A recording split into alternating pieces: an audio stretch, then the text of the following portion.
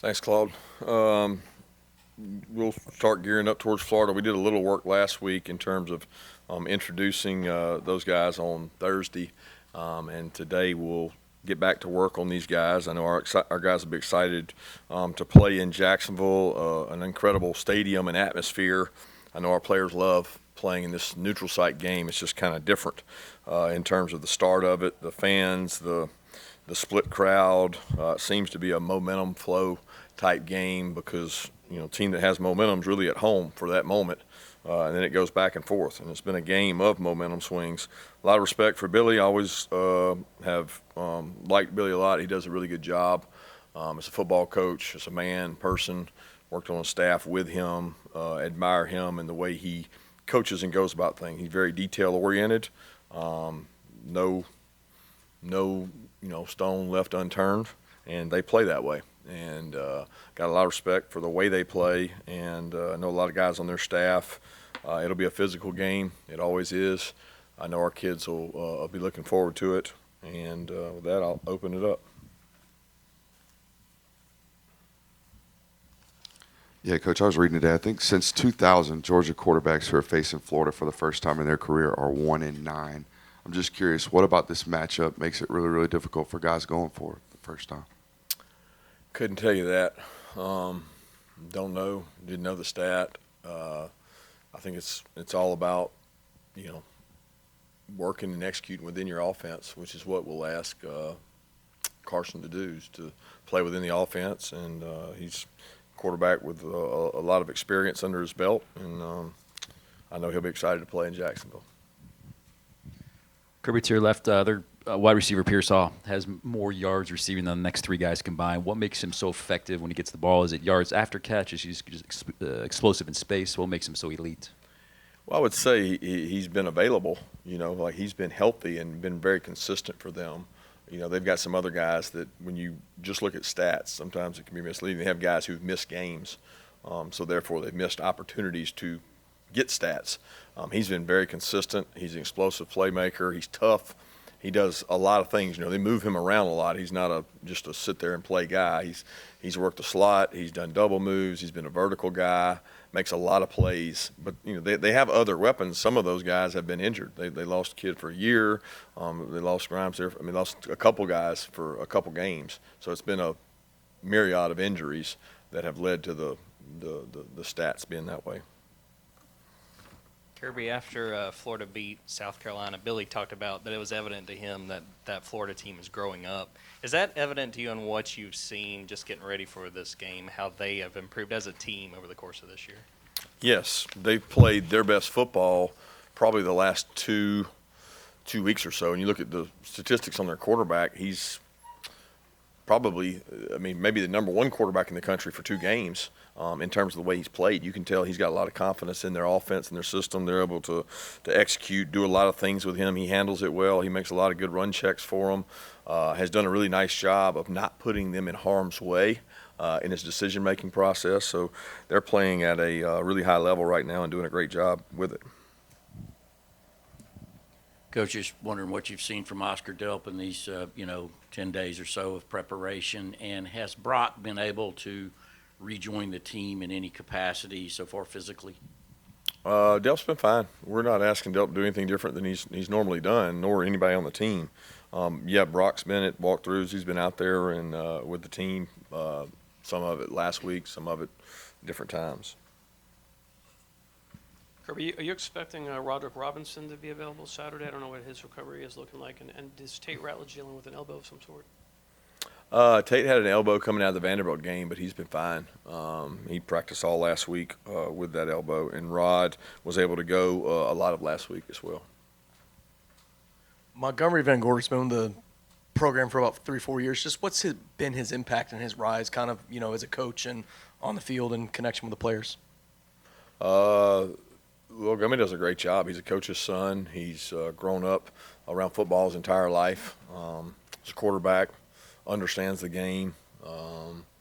He does a nice job assisting our offensive staff, with weekly things. Coach Bobo puts him in charge of things. He takes those things very serious, and he'll be a good coach. Yeah, how are things looking for Amarius Mims and Xavier Truss as they both recover from their ankle injuries?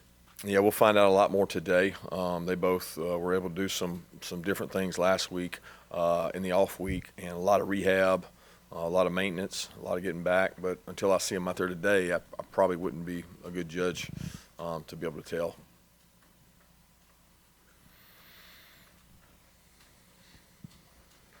Coach, I think a couple weeks ago I asked you about Florida defensively. You said they were similar but not the same. When you have a defense that does kind of some stuff that you do you ever walk into Coach Bobo's office and be like, hey, look, like this stresses us, or do you ever, I guess have meetings of the minds? Well, we do that every week. I mean, there's some merit to watching what teams do defensively, and we get to see the teams in our league on defense as we watch offenses. So you overlap, some with teams, and you might, bring an idea up here or there, but a lot of times offensively, they look at things through a different lens. They look at they're trying to measure our strengths and their strengths against each other, and our weaknesses and their weaknesses against each other, and try to figure that out. But it doesn't. You can get too caught up in the scheme. I think a lot of times this game boils down to physicality, line of scrimmage, team that can rush the ball, team that tackles well, team that doesn't turn it over, and those don't have to do with schemes. Coach, hard not to notice the stats that Graham Mertz has put up and the kind of the way he's played lately, and you counter that with he's been sacked a lot. I think 19 times on that team. What have you seen from Mertz? Just your comments on his game, and how do you defend this guy? Is it all about pressure? No, it's never all about pressure. I mean, it's about controlling the line of scrimmage and not giving up explosives. Who can not let somebody run the ball and not give up explosives? That's what you're looking for, and that's what football's become, a game of explosives, and teams are trying to find them. They throw the ball vertically down the field. Billy always has. I mean, a team that runs the ball well, that's what they should do. They've got a stable of backs that are really good, as good of backs as we've faced. Gene Wilson is an elite player. He's the guy that's missed a couple games and is a weapon in that he breaks lots of tackles. They are creative in their ways of getting him the football, and I think Mertz knows that. He does a great job within Billy's system of knowing when to take the shot, when to take the check down, when to put him in the right play. If you're just in the right play more often, you tend to have more success, and he's done a really good job of that for them. Coach, obviously a rivalry game. What do you kind of tell these young guys as they go into their first experience in this game between you guys and Florida? Yeah, that welcome to the SEC. I mean, every game's going to be a rivalry game when you get in the SEC. They're all tough games. This one's unique because of where it's played, and it'll be a new experience for some of our guys. But I think that's you forget about that after the whistle blows and you kick it off. You get out there and go play. Kirby, another quick question on Brock. I mean, it's his work ethic's kind of legendary around here. Everybody always mentions it. I just wanted to, how's he attacked his rehab thus far, his recovery from it, and is he able to bear any weight yet off of that injury? I'm not going to focus on that right now. I think that's all speculation, and I'm not getting into the speculation part of it. I mean, most important thing right now is our guys and getting prepared for Florida. Yeah, you were talking about the line of scrimmage. With your offensive line, just how would you kind of sum up the state of that group coming out of the bye week and after some of the self-scouting they were able to do last week? I think it's important that we get more depth. We're an injury away from being down this guy, that guy. We're also trying to get guys back. So it's like you're always a balance of who you are. We tried really hard last week to work on fundamentals. I mean, at the end of the day, you're not going to trick people in our league. They've seen every play. It's not like a new play is going to win you the game. What's going to win you the game is, can you block better than the other team? Can you execute? Can you protect the ball? Can you convert third downs? Can you play well in the red area? Those are the things we tried to work on. And that's offensive line group. I'm very proud and pleased of the work ethic, the leadership, the practices we have. I mean, we have an interesting group. We have a group that has played a lot of games, and we have a group that has not played a lot of games. So you have experience there, and you're trying to balance out how you get the older group better without injury, and how you get the younger group more reps at the same time. Kirby, doing some on fourth downs. Coaches are getting are taking more risky decisions these days. Probably analytics, probably just a need to score more points. How much of it is that, and how much has all that kind of changed your own thinking on those fourth down calls? I think it depends on the flow of the game. I think it depends on your defense and your kicking game. If you're not giving up a lot to take a smaller risk, then you're gaining a chance, to score points. And at the end of the day, the ultimate goal is to score more points than the other team. I would probably say historically, teams have been probably overly conservative. Coaches have been overly conservative, and they're probably erring towards overly aggressive. I don't know. It's hard to say what's right or wrong. It only comes out right if it works, and it only comes out wrong if it doesn't. But I don't look at it that way. I just look at it as, can you out execute the other team, and can you stop the other team, and what do you think the point totals are going to be? Two questions. How did Kendall Milton look last week? I know you were a little precautionary about his MCL. And then a couple weeks ago, you said that you watched every third and short and fourth and short around the SEC and kind of saw what all the teams are doing. What are your takeaways from that? How often are they converting those? You have a pretty good third down conversion yourself. What are your takeaways from that? Well, when I've referenced looking at that, I'm talking about 3rd and 1 and 2 and 4th and 1 and 2, which are, we're not in those all the time. Those come up periodically within games. I think they're important to determine the outcome of games, is your ability to get a yard when you got to have a yard. And it's never been harder in all of college football to gain a yard when you have to gain a yard, because defenses play you differently now than they have in the past. There's no concession of a yard in our league. So I just like watching it to see what's out there, what people are doing, and how they're doing it. Kendall was good last week. He pushed through and did a good job, and we'll see where he's at today. Kirby, this team obviously has won a bunch of games in a row. I'm curious what you do to kind of alleviate the stress level they might feel, heading into big games, knowing that they're part of a program that's had a lot of success. Don't think about it a lot. I mean, I don't. It doesn't. What consumes me is how we're going to gain a yard, what we're going to do in this situation, what we're going to do at practice. I can't speak for every kid on the team, but the focus is not on the wins and losses of the games. Like I've said all the time, that's going to come to an end. I've been part of a lot of streaks.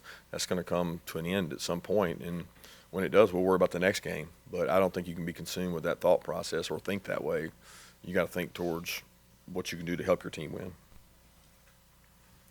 Coach, what's been the biggest point of emphasis that you've been preaching to your guys this week at practice during the bye week, especially with this upcoming game against Florida? Yeah, it was focus. It's about us. That's all it was about last week. It's not about Florida or anybody we play. It's about us. And this week it'll be about us again. It'll just be about us getting ready for Florida. So last week was, a work week, a chance for us to get better, and in some ways, refueling to restart. And refueling looks different ways sometimes. It's not all rest and recovery. It's where can you get better, and where can you create an advantage for yourself.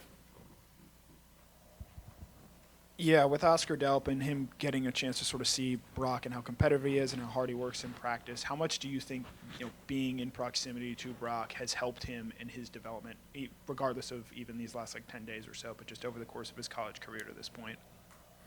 Yeah, I think being around Darnell and Brock last year was a great learning tool for him, because from the side of being a Y and a physical blocker, he got to see Darnell and be around Darnell, and he got to see Brock do the things he's done. So his growth has been good. I don't know that if he didn't have those two, he would be where he is, because those two demanded that he do things right in order to get on the field. He had to earn the right to play, and he's earned that by how he's practiced and how he's played. There was to us, there was open competition at that other cornerback spot before the season started. Then Dalen Everett's been there. How would you assess his play through half the season?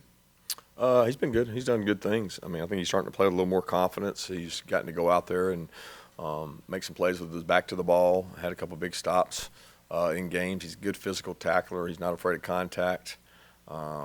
Continues to work to get better, and Julian as well. Julian's played a considerable amount of minutes. He's gotten a lot of work with Kamari, being up and down and having some injuries over there, he's gotten a lot of work in practice. So the two of those guys, I look at them as co-starters and continue to improve and get better. Kirby, over your last 7+ years here, has your philosophy of where this game is played changed? And would you be open to maybe a home and then a Jacksonville and Mercedes-Benz kind of a rotation? Don't really even think about it anymore. I mean, we are where we are, and that really has not even crossed my mind besides the off season when I get asked about it. I'm a lot more concerned with how we play than where we play. Kirby, I think Carson got a UGA offer when maybe James Coley came on as coordinator. Do you remember what, as a staff, you all looked at that time in terms of why you wanted him to become part of this program? I don't remember the exact timing of it. I really don't. I'd be misspoken if I did. I know that what we liked is his leadership. He won a state championship in the toughest classification of Florida. In a school in Jacksonville that has not had many teams win that level of competition. It was very impressive what he was able to do there at Mandarin in terms of leadership and being a quarterback at a high level and playing against some really good high school football teams. So to me, that was that, and the demeanor and approach that he has to the game was something that attracted us to him. But in terms of when that went about, I don't really recall. Yeah, Kirby, you mentioned Carson being from Jacksonville. Obviously, he's pretty notoriously flatline. Have you noticed any difference in him going back home this weekend? Nothing. I mean, nothing from last week. I thought he was good last week, and he continues to work on the things that are going to give us a chance to win. Him being accurate, him making good decisions, him putting us in right plays. He's a bright kid. He sees a lot of defense in the offseason and walkthroughs here. So when you see a lot of defense, you've been exposed to a lot of things, and I think that gives him confidence. And he knows it's not all on him. He's got people around him to help him.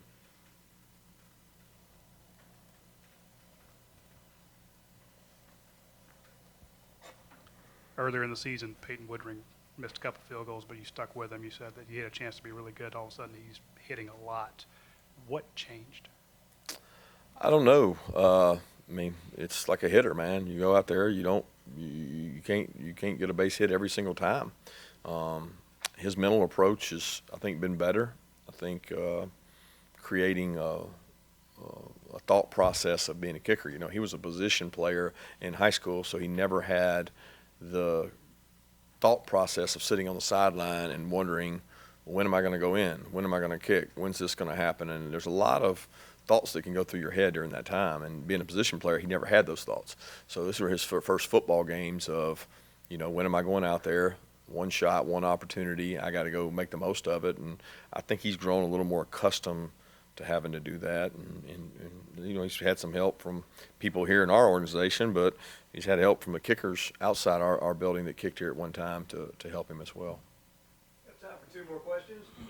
Yeah, obviously a few years ago, Marcus suffered a pretty bad injury in this game. From that point on, especially to what he has been able to do for you guys this season, how have you seen him grow and what he brings not just to this offense but to this team as a whole?